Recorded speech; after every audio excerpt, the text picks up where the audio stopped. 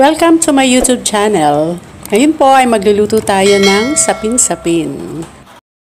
Mga sangkap.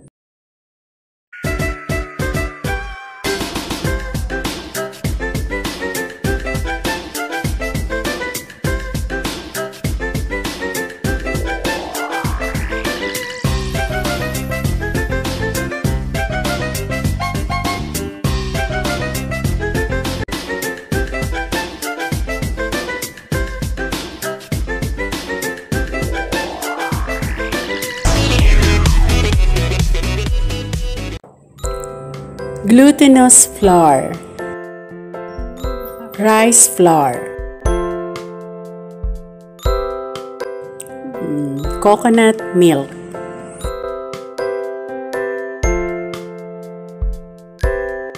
condense,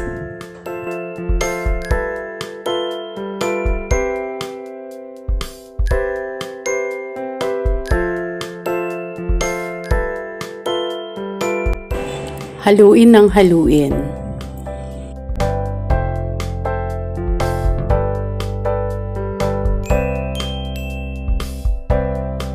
Lagyan natin ng asukal.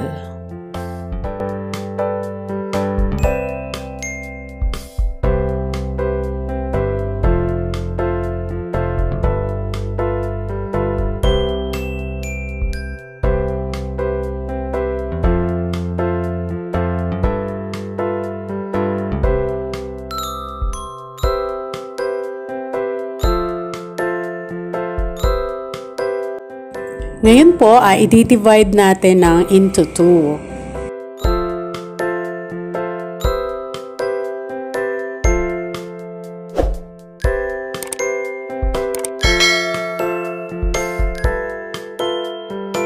Food color na violet.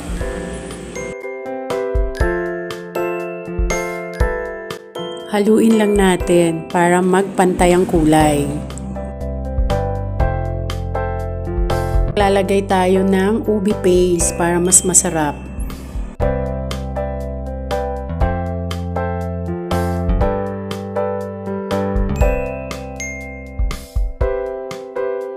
Naman, kulay dilaw, langka flavor. Haluin lang natin para magpantay ang kulay. Ngayon po ay sasalin na natin sila sa tray. Ayan, kumukulo na yung tubig, pwede na natin ilagay.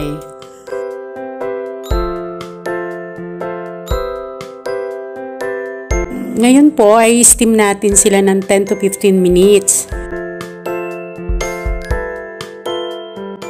Ayan, ibuhos na natin yung pangalawang layer, yung kulay dilaw.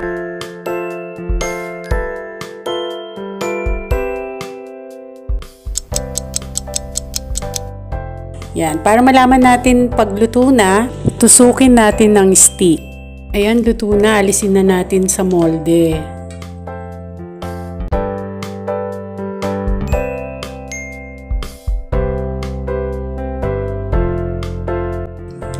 Ngayon naman, magbubusa tayo ng ginadgad na niyog na may halong asukal na puti.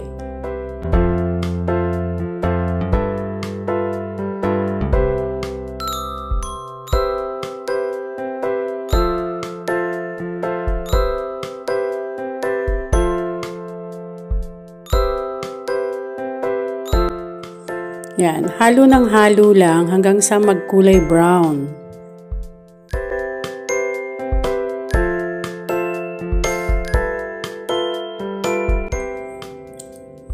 O ayan, luto na. Pwede na natin siyang tikman.